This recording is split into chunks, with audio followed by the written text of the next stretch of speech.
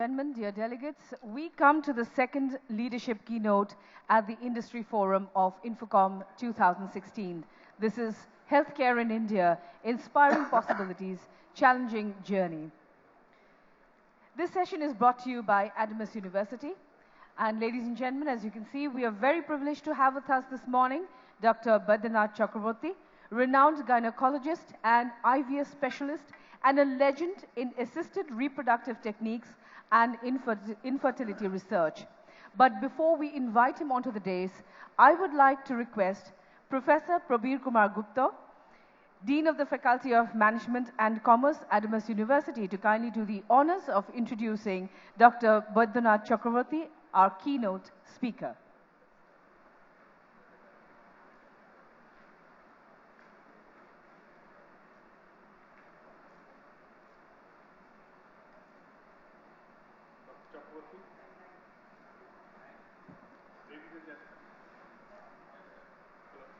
Hello, can you hear me? Yes.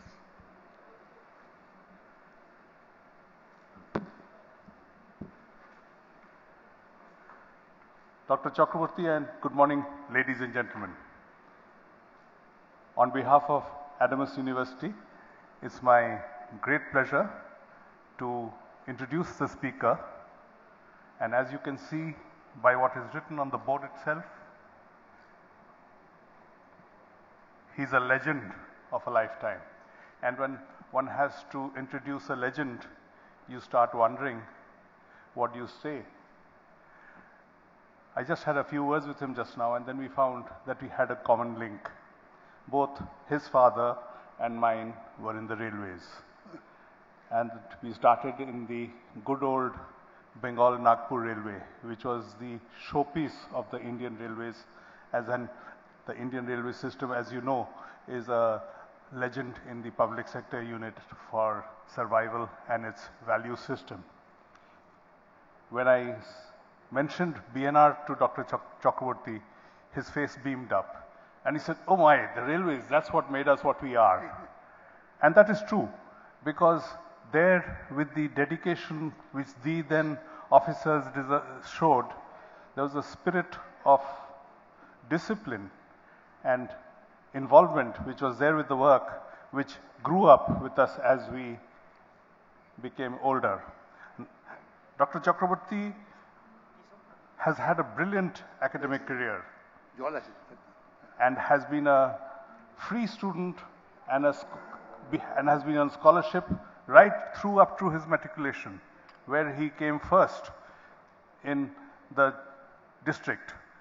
And then he went on for his higher studies through the goodness of a friend's parents who said he could stay with them and carry on his higher studies. His father, as you know, being in the railways, was in a transferable job and had to move from one place to another. Even in his medical studies, his track record is just brilliant. I mean, apart from doing his MBBS in 1952, standing first in obstetrics and gynecology, he did his Masters of Obstetrics in 1959. Then he became a member of the RCOG, Royal College of Gynaecologists, and he was invited and awarded the fellowship of FRCOG in the year 1977. His awards are many. He was a teacher of several medical colleges, Wadia Maternity Hospital, Mumbai, Maternity of Child Hospital in Saudi Arabia, PGI, Chandigarh, and he has been a prolific contributor in journals and textbooks, both in the national and international scene. To mention some of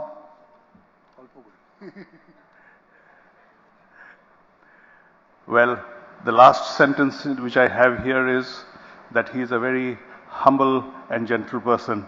And you just now noticed that I keep down his awards to a minimum.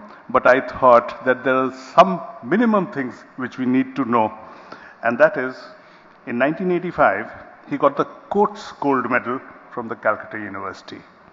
In 2006, he got the Mother Teresa Millennium Award. 2006, Eminent Teachers Award. In 2015, as late as last year, he became an honorary fellowship of the Asiatic Society and was awarded the Lifetime Achievement Award for his lifelong contributions to women's health. And the latest, he has been conferred the honorary membership of IFFS. So much about his background, but as far as his research and all that is concerned, I've got 2.5 pages written here, but at Dr. Chakravarty's request, all I can tell you is that he was involved in the research for in vitro fertilization, test tube babies, etc., right since the very beginning. And I remember reading in the newspapers when I was young that there was a small controversy, as always happens in India, as who produced the first test tube baby or the second test tube baby or whatever. What I have on record here that Dr. Hinduja in Bombay was the first, Dr. Baidyanath Chakravarty was the second, but I can add to you this off the records from what I remember from my memory, I think he was the first. He had a friend, a doctor, Dr. Kumar Mukherjee, who passed away untimely, and they were working together very closely. And it is in this memory of Dr. Kumar Mukherjee that he dedicated all the work that he has done since then. It was not easy for him because elsewhere people were on government research, but his work and whatever he has done on his lifetime has primarily been done through personal effort and personal funds. When he found success coming his way and the needs of his research were there, he felt the need to set up separate institutes for an operation theatre, for research and whatever. So he has set up 2 units in Salt Lake, which all of you know about. I think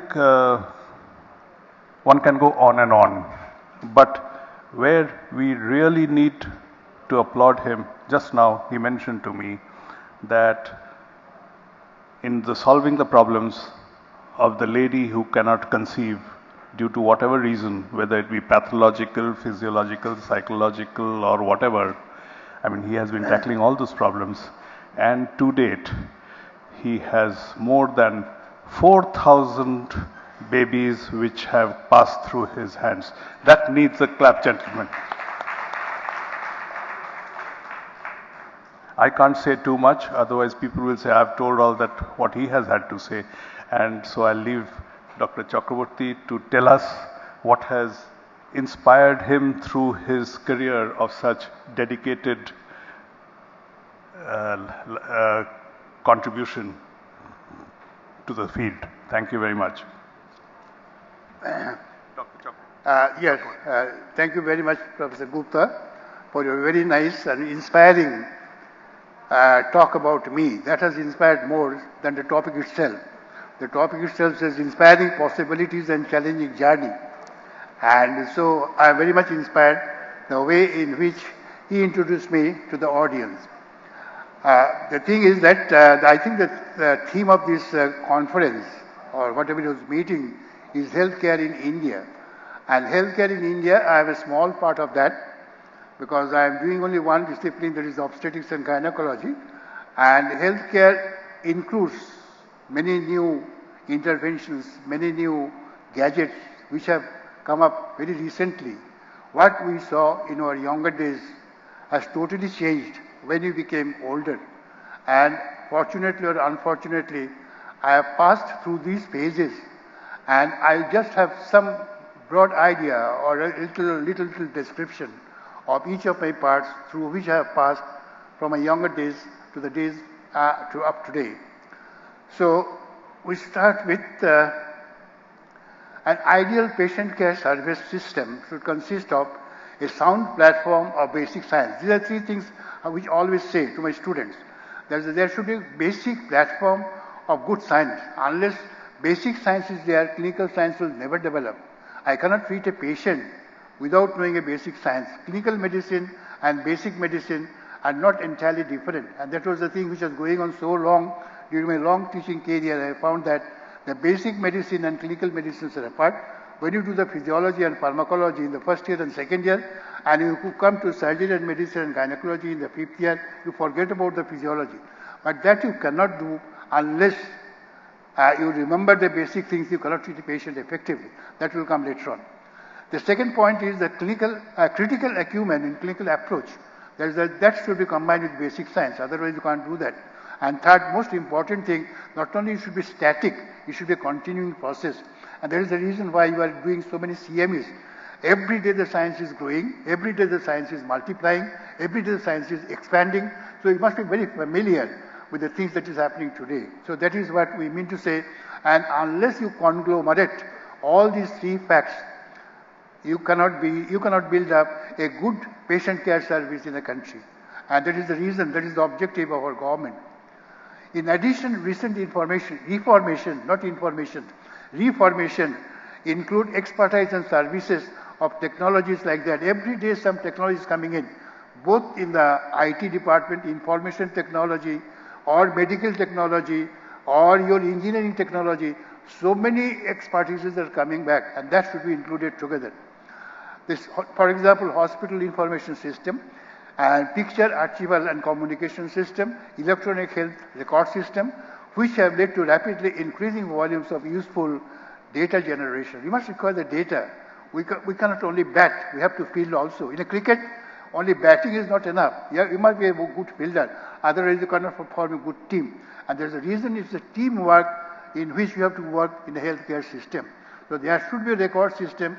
Unless you have got a record, you cannot audit yourself. What you have done for the last few years, you cannot know unless you analyze your data. That is the reason I always analyze my data. Did I do it correctly? Did I do it incorrectly? What was the outcome?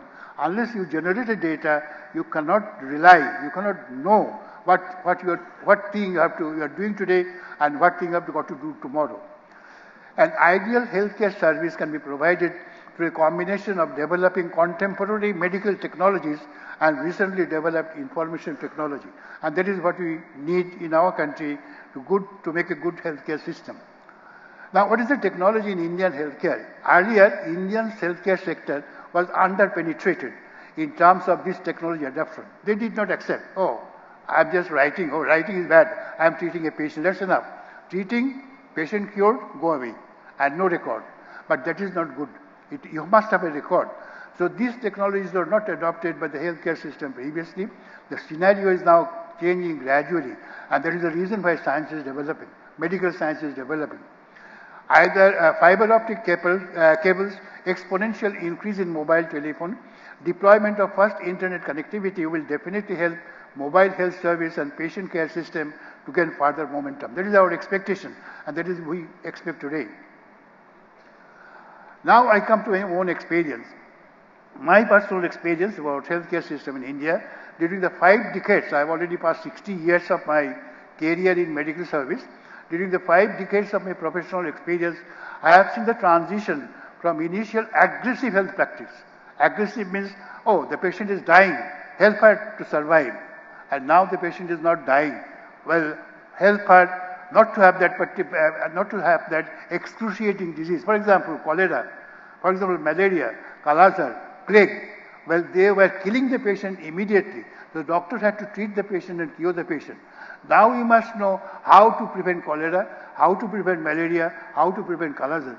So preventive medicine is taking an upper hand over the curative medicine. That's what the changing pattern of the medical system today in all parts of the world, and India is no exception. And so that is the reason why I have written from initial aggressive health practice to gradual evolution of more discriminatory and thought-provoking medical care. It must be thought-provoking. How to avoid? What was the cause of the disease? What was the treatment that I made an incorrect decision? What was the reason I made an incorrect decision for which the patient died? And that is the thought-provoking. Unless you put your thought inside, you can never know. Only the things that is written in the book and do it on the patient is cured, forget about it. That is not enough. That is what I mean to say. And there is a reason why the gradual evolution or change from that aggressive health practice to the more discriminatory and thought-provoking medical care. Aggressive healthcare providers were those who offered their services to victims of the contemporary epidemics like cholera, malaria, kala-azar, anemia in pregnant women, and devastating varieties of eclampsia, unbelievable catastrophes due to obstructed labor, acute miliary tuberculosis, and so on. That was the thing in the past, between 1935 to 1970. So that was 1960 to be more precise. But after 1960, people started realizing this is not the medical practice. You must prevent it. You must not allow the disease to occur. And prevention has become the upper hand, now in the medical care system. Since almost all these diseases have now been almost entirely eradicated, the current move is towards discriminatory or more appropriately designed sophisticated health service where prevention and organized healthcare system had gained more priority over cure. And that is the talk of the day today. And that is where we are moving today. So it is the preventive medicine and not the curative medicine on which emphasis should be laid by all the Indian medical association and the practitioners. Examples are today the trend is moving towards diabetes, prevention of diabetes, not the treating diabetes. Diabetes has already occurred. You can't treat it. It can never be cured. But how to prevent the diabetes, how to predict that this boy at the age of 4 will develop diabetes at the age of 40. That is the thing that you have to think today. The how to prevent, how to predict. You can prevent only if you can predict. Well, we have got a disease in our gynecology, PCO, polycystic ovary syndrome. Well, once polycystic ovary syndrome has developed, she becomes a victim of hypertensive, diabetes, carcinoma of the body of the uterus, etc. But how to predict immediately after birth or thereafter in the toddler period or in the adolescent period that this girl is likely to develop diabetes in future? Go back to the history. If the mother had diabetes, this girl will develop PCO. If she is obese, she will develop PCO. If she has acne on the cheek, she will develop PCO. If she has hirsutism, she will. So this prediction is very important, and then you can prevent. And if you can prevent, you need not treat the PCO patient. She will be fertile of her own. So that is the way in which you have to think about that. Diabetes, Parkinsonism, Alzheimer's, oncology, fetal medicine, reproductive health, infertility, and many others. So this is the way in which the health service should move in now. Interest and concern about infertility management. Now you come to my own subject. Interest and concern about infertility management started about mid-1960s. Extensive research and clinical trial continued in 2 areas of infertility during the period between 1965 and 1975. Why and how? Why during this period, 65 and 75? Well, during the post-Second World War period, unexpected global population explosion, especially in developing world, leading to unplanned mass vasectomy. You don't remember the Sanjay Gandhi's period, Indira Gandhi's period. Unplanned mass vasectomy, tubectomy plus MTP. Invariably, this necessitated the near technologies of reversal by decanalization of blocked tubes and blocked vas. Increase in global population presumably was due to remarkable increase in the lifespan, not birth rate. People are living longer after so many things came out. And in marginal increase in birth rate. Birth rate was not that very high. But it was because of the increased lifespan of the patient or the human being. In developed areas also something happened. So that was the problem with the developing area. Now what was the problem with the developed area? In developed areas also, changing lifestyle and diet habits rapidly multiplied the incidence of polycystic ovary syndrome and endometriosis. The two most commonly deadly anomalies for female infertility, requiring special attention for infertility management. People started learning from there, from 1960s. Comprehensive basic and clinical research on folliculogenesis, that is the development of the ovum. Folliculogenesis, preparation of the media, in vitro growth of human oocyte, and clinical use of pelviscope or laparoscope for diagnosis of pelvic pathology were identified. So from that period, gradually, people tried to identify these are the things that we should look for. And that is where we're coming into the technologies. We are treating clinically, and now we are deviating towards the technology, because technology-oriented medicine has started in now from 1960s. The demand for infertility management was also increasing, but the available knowledge and resources were scanty and limited. Extensive research and clinical trial continued in 2 areas of infertility between 1965 to 1975. These two areas were ovulation induction. I mean, the people, as I said, PCO, I have already remarked, they were not having ovulation. You know, every woman has got menstruation and ovulation. And during the mid-menstrual cycle, they will ovulate. And how ovulation occurs, people did not know about that. How pregnancy occurs, people did not know about that. So from that time onwards, well, the concept of ovulation and menstruation came in. What is controlling the ovulation and menstruation? Something in the brain and something in the pelvis. In the brain, the gland, there is the pituitary and the hypothalamus. In the pelvis of the ovary. These two were linked, and that concept came in 1960. And that is two gonadotropin two-cell theory. Did not go into the detail. And the basic hormones, and that is the reason why the women do get menstruation. The fluctuation, the menstrual timetable, during the whole calendar timetable, whole month, day 1 to day 20, day 1 to day 30. The calendar is there, and that calendar came to be known through hormones, and that was gradually coming clearer and clearer. The knowledge about physiology of folliculogenesis and ovulation, the concept of two gonadotropin two-cell theory was introduced in 1941, physiological background of menstruation and ovulation, but practical application was implemented in 1960. That was Bob Edwards from England, who developed test tube baby, the first test tube baby. Practical application was implemented in 1960. These were the basic hormones essential for folliculogenesis, egg development and ovulation, expulsion of egg from follicular compartment of the ovary. Currently, these hormones are extensively used in the medical management of infertility, especially in induction of ovulation, IUI and IVF. All of you know about that. So that concept came in 1960. In addition, it was also known that during this, not only this hormone in the head, pituitary, gonadotropin or ovarian steroid, some other hormones were essential. And some of you know about that. I'm sorry. But in addition, it was also known that during this period, there are significant impacts of few other adjunctive hormones on reproductive axis. And these adjunctive hormones are thyroid hormone, prolactin, adrenocortical steroid hormone, and insulin. Eltroxin, bromocriptine, dexamethasone, and sometimes metformin were used in appropriate doses and on appropriate occasion. Well, I'm talking about these things because somebody is using these hormones and general for their own ovulation and own menstrual deficiency. Now, in addition to medical treatment, surgical intervention were also administered for cure of infertility. And there were inexistent cases of non-ovulation. I'll run through it because you may not be very interested. If properly performed, results were quite encouraging, and the diagnostic DNC was also done. That's the only treatment. But they are hopeless. I mean, they are not being done today. Now, monitoring of, while you are treating these cases, you require monitoring.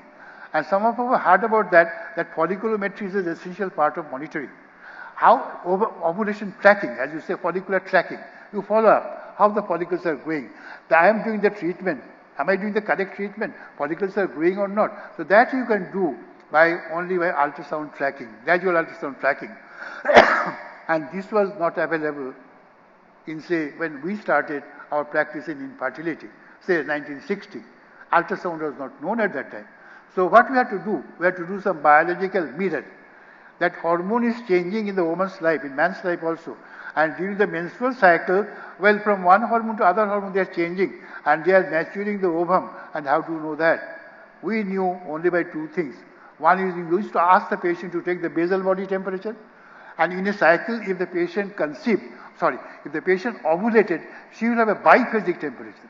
In the earlier part, first 15 days, from day 1 to day 14, the temperature will go easily from 97.4, 97.2, 97.4. In that way, it will go. Suddenly on day 14, there is a nadir, there is a drop. Again on day 15, the temperature will go up. And at once by seeing the temperature, the women, they are very serious. We used to ask them to record the temperature. And because they wanted a baby, every morning before getting up, they used to put the thermometer in the mouth, used to take the temperature, write in a notebook. On the left-hand side, date, on the right-hand side, temperature. At the end of the day, at the end of the month, we used to see the temperature, and you at once knew whether she had ovulated or she did not have ovulated. In fact, a biphasic, a drop on day 14, sudden rise thereafter, day 15, continuing up to day 30 till she has the next menstruation, it means that she had a biphasic temperature, she did ovulate. But on the other hand, if there is no drop, no variation or no biphasicity, she did not have a ovulation. So that is how we know whether she was having ovulation or she was not having ovulation. In addition, the uterus secretes some some secretion. And all women sitting over here, they must have the experience that in between two cycles, round about day 14 or day 15, there is some secretion from the vagina. And this secretion indicates that this is the time when I will have my ovulation. So that is the cervical mucus test. We used to take out a pinch of cervical mucus and used to see it under the microscope. Typical appearance of the cervical mucus, just like a fern tree, F-E-R-N, fern tree. We used to call it fern test. So that gave us an indication that this woman is having ovulation on this particular date, and she must use this particular date for a pregnancy to occur. We could advise in that way. And that was the way in which we were advising. At that time, ultrasound was not there, radio immunoassay was not there, hormone estimation was not there, and that was the crude method by which you used to monitor the patient for ovulation and advise the patient accordingly how to get pregnant in this cycle. So that is what I have written here. I need not go into the detail. And this is how we did it, the cervical mucus. This is the biological mirror of all the endocrine profile in the woman. What is happening? The menstrual calendar, we say the hormonal calendar from day to day of the woman's menstrual cycle. Day 3, day 4, day 5, day 6, in that way we could do that. And that is nowadays on the right hand side, this girl is doing ultrasound. This is a modern technology which has developed and replacing all those crude technologies. And that is how we are changing from the previous one, the current modern technology. And this is the temperature. You see the biphasic. On the left hand side, the temperature is 97, 97, 97. On the right hand side, suddenly on day 14, there is a drop. And then it went up. And if she got pregnant in that day, the temperature will never come down on the day 28. That means a higher level or elevated temperature will continue. That means she has got pregnant. Only by seeing the temperature, you could say that the patient is now pregnant this cycle. I have given her medicine, well, it is successful. So only by seeing, you did not go for the radio immunoassay or for the urine test for pregnancy test. So there are various varieties of biphasic. So we have cells from the biphasic temperature in this chart. This is no ovulation, flat. There is no biphasicity. Same temperature throughout the cycle. That means no variation from the first half of menstrual cycle to the second half menstrual cycle. From that, at once you could say, and at that time, no instrument, no gadget, and therefore we had to rely on this crude not natural method of monitoring the patient. Right. Next comes the revolution. Well, this revolution came in all over the world, 1978. You remember that? The gala day on which the first test tube baby was born in the world, and that is in Oldham, the Louis C. Brown. And along with that, my friend, Dr. Subhash Mukherjee, also brought out a baby, and that was in 1978, 2nd of October, I think, and that was Durga, and now she is Kanupriya. And she was born on 78. And her age today, 2016, is 2006. She is the 38th birthday of India's first test tube baby known Kanupriya. The initial 30 years, we have already passed a long way from there. 30 years has been revolutionary. In early years, pregnancies were few and far between. I started in 1984. And from there we are coming in. And the test tube baby born was the day of celebration. But now it is a common thing. Every day it is being born. On those days, we used to celebrate on that day, on the day on which Probir Doctor used to give us positive result. And that is a positive result means a day for celebration. So in early years, pregnancies were few and far between. Every baby born was a cause for celebration. We reached a peak from that 78 onwards. We tried to improve. At that time, the pregnancy rate was few and far between. 2%, 5%, 6%. People do not like that. Neither we liked it. Because you have to work so hard for delivering a baby. If 2% is the pregnancy rate, what is the use of working so hard? Stealing money, smuggling money. We had to smuggle. Because at that time, the restrictions are so many. We could not import anything from outside. And everything is wanted from outside. Medicine, gadget, instrument, everything we had to either to smuggle or to steal or to borrow. So this was very bad. And there is a reason why, with much difficulty, you can see the bar diagram.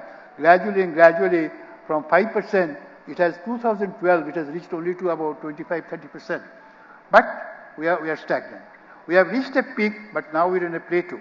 We are not happy. Sorry.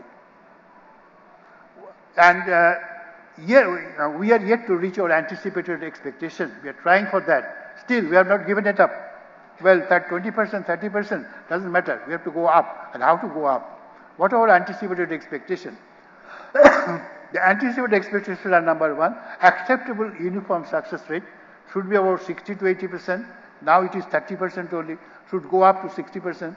Simplification, so much of complexities of the treatment. So many injections, so many gadgets, so many monitoring, that has to be simplified. So simplification of the procedure, reduction of cost, that's the primary thing. You people in the media are always crying that how to reduce the cost, very difficult. But still, we are trying to do that. Reduction of cost, elimination of associated hazard. The main hazard are, the multiple pregnancy, because we are transferring two, and always, both of them implant, it will lead to a multiple pregnancy, the hazards of multiple pregnancy, and prediction of outcome. As we have said, prediction and prevention is the talk of the day. Is the talk of the day in medicine. You must predict and you must prevent, not the cure. You should not go out to the cure. You should not allow the disease to occur. So that is also the dictum in case of IVF. You must predict, or the patient wants to know. I have come with such a hope.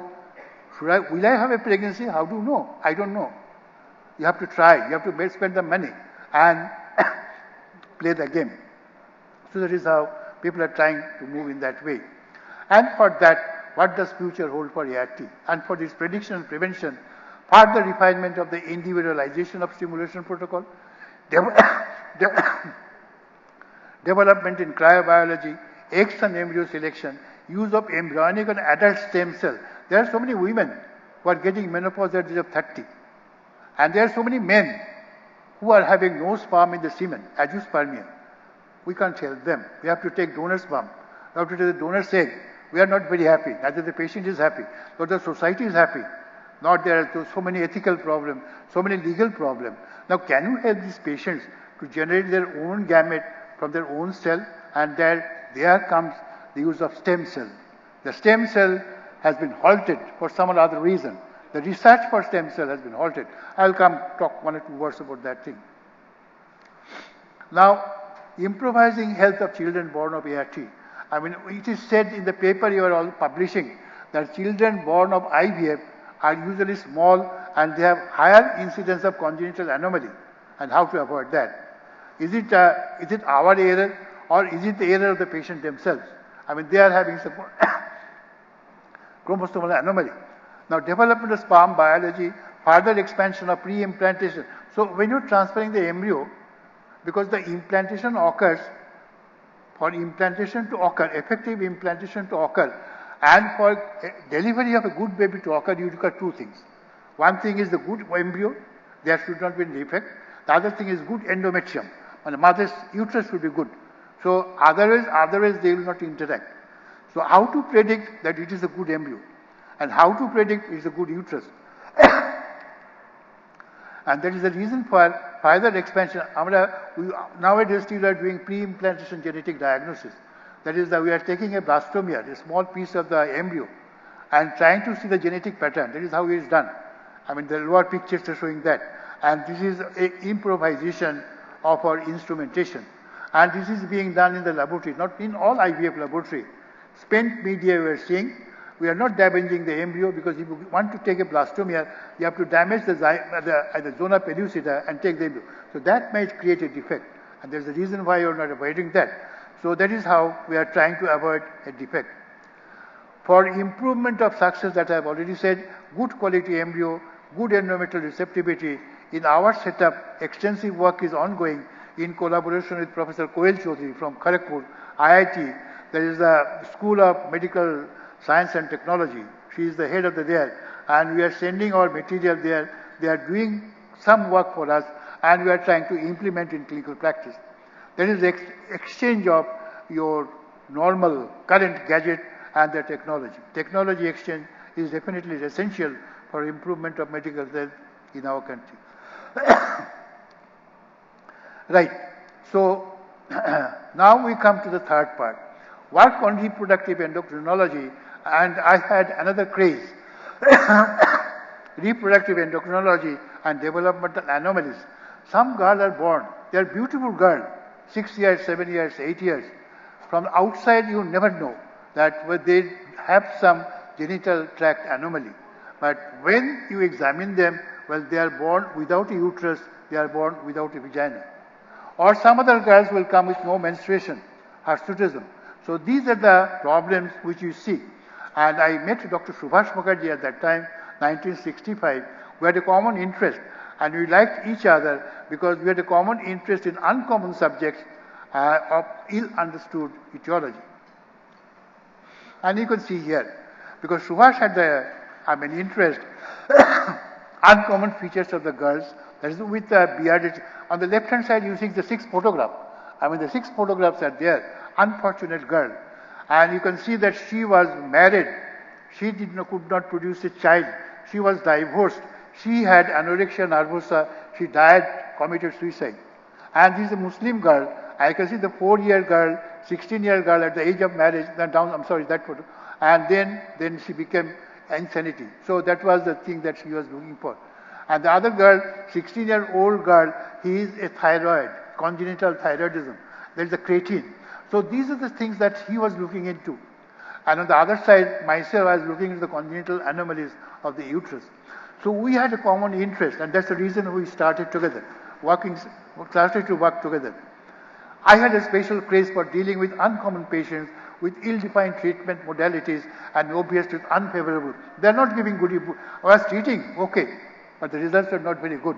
But still I went on treating them. And this is the area where I got some success.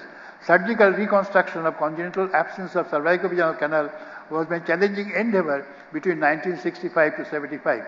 The dream became a reality because most of these girls were happily married. They did not have a vagina, but I created a vagina and they could get happily married. And some of them would produce children also. And at least 5 of them had successful viable delivery. The reports are published in reputed journals like Fertility, Sterility, and so on. Now these are the reports which are published. Anyway, in addition, in collaboration with Professor Lalji Singh, Dr. Nolini Gupta and Dr. Thangaraj of Hyderabad, we worked extensively on women with infertility due to genetic disorder. Published a case report, the first one in the world, is 47 XXY Klinefelter syndrome.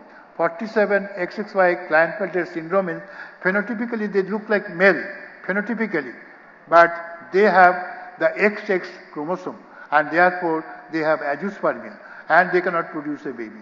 So that occurs in male, phenotypic male, but we found the first woman, she also had the same problem and this was published. These are rare things. So the last one is that my journey from stethoscope to microscope. I have not gone to microscope as yet, but still it's a combination now. There's a clinician, I was just a crude clinician, gradually I deviated towards basic science because I thought unless you combine these two together, you cannot improve your medical knowledge. So stethoscope depicts physicians involved in clinical diagnosis of a disease and its management. Microscope indicates physician also involved in understanding the process behind genesis of disease and its prevention, if ordinarily not preventable or curable, to find out the ways of prevention and treatment. So that is the physician's attitude towards your subject. Now, but does every prospective physician at the time of entry to medical curriculum or thereafter have the rare instinct of developing or deviating from stethoscope to microscope? Certainly not. Or is it desirable or good for the society or everyone? I think not. Yes, certainly not. It all depends on genetic drive, or environmental modulation of the individual.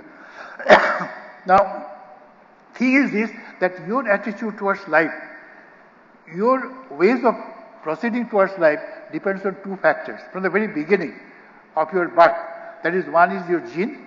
The gene drives you, the way in which you are moving. But it is also affected by environment, the environment in which you are brought up. The gene will make you either into a gentleman or into a rowdy man. But if you are brought up in an environment of sadhu, you will become sadhu, even if the gene is also bad one. But if you are brought up in an environment of dacoit, even if your gene is sadhu, it will become dacoit. A mixture of the two. And that is what is happening in our understanding of the development. And how? We go a little bit basic, I don't know. Yes. For example, it was once presumed that by cloning, you have heard about cloning, I believe. So by cloning, celebrities like Einstein or Mr. R.N. Tagore, etc. could be duplicated. They could be duplicated. But subsequently this idea had to be abandoned because by cloning, one can only duplicate phenotypic appearance. He will be R.N. Tagore, no, definitely, but he will not have that intellectual R.N. Tagore. That intellectual R.N. Tagore will be absent, or the intellectual Einstein will be absent. So it is the environment which has made him R.N. Tagore intellectually. Environment has made it.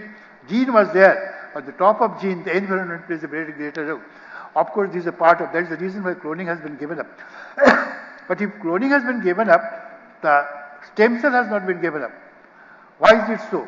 We all know, and it is amazing, that all tissues and organs of our body are derived from a single cell, the fertilized egg. When you are in your mother's egg, mother's womb, you are only one cell. And how is it that one cell, by dividing and dividing and dividing, it has produced so many organs, so many tissues, and an individual like you? So there are 3 steps which you have undergone, right from your fertilization period up to your adulthood. And these 3 stages are division, differentiation, and specialization. Division means the cell divides but maintains its mother's structure, morphological structure. Differentiation means gradually deviating away and away from mother's morphological structure. And specialization means taking up different function. That is that from the same cell, one cell has turned into a liver, other cell has turned into a lung or a heart. That is amazing.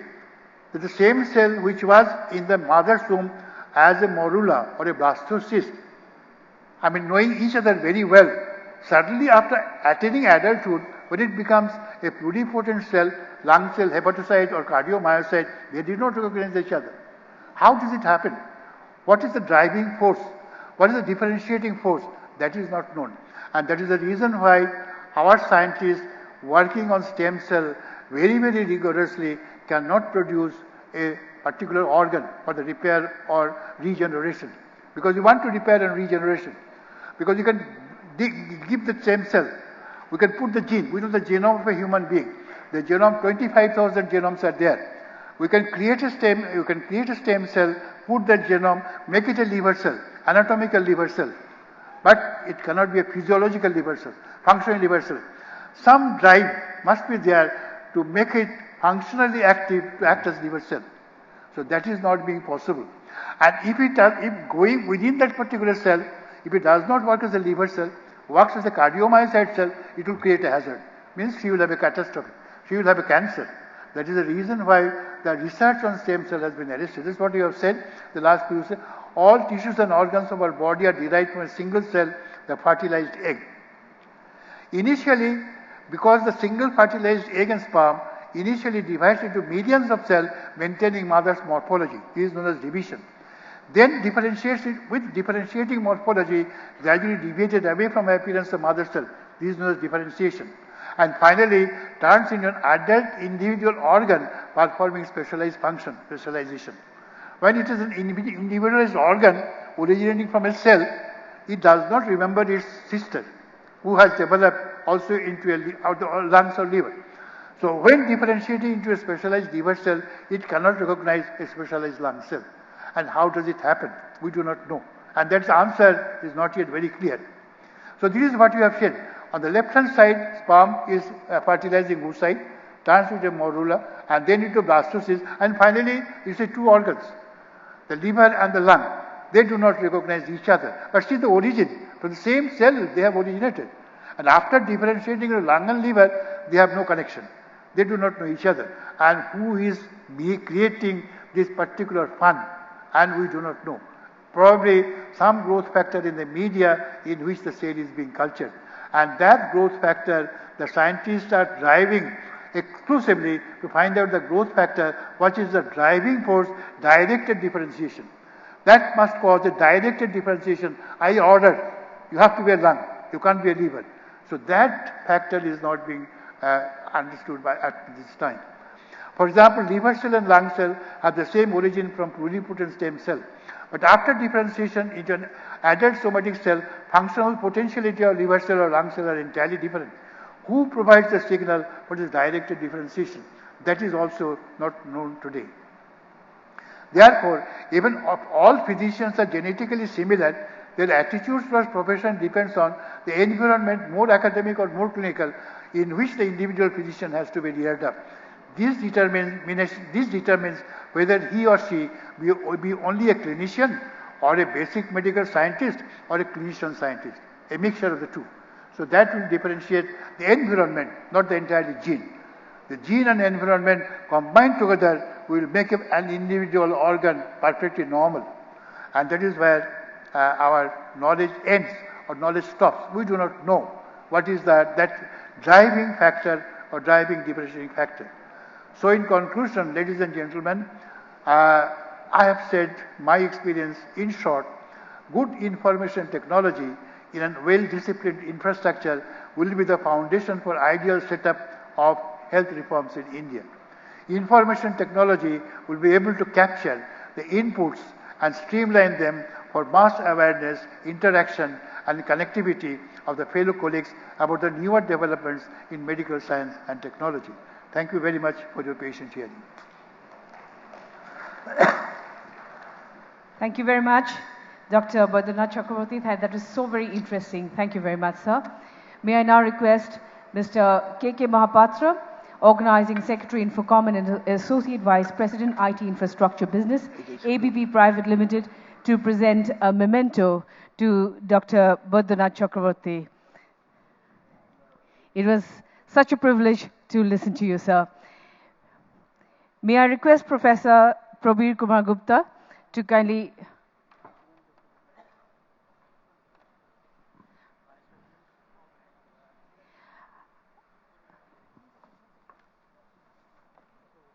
May I request Mr. Madhusudan Chakravarty to kindly come forward and present a memento. He is the Vice Chancellor of Adamas University.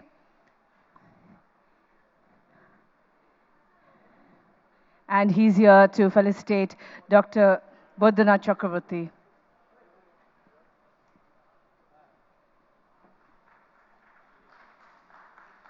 Please put your hands together for Dr. Baidyanath Chakravarty, who gave us such an interesting presentation on healthcare in India, inspiring possibilities, challenging journey.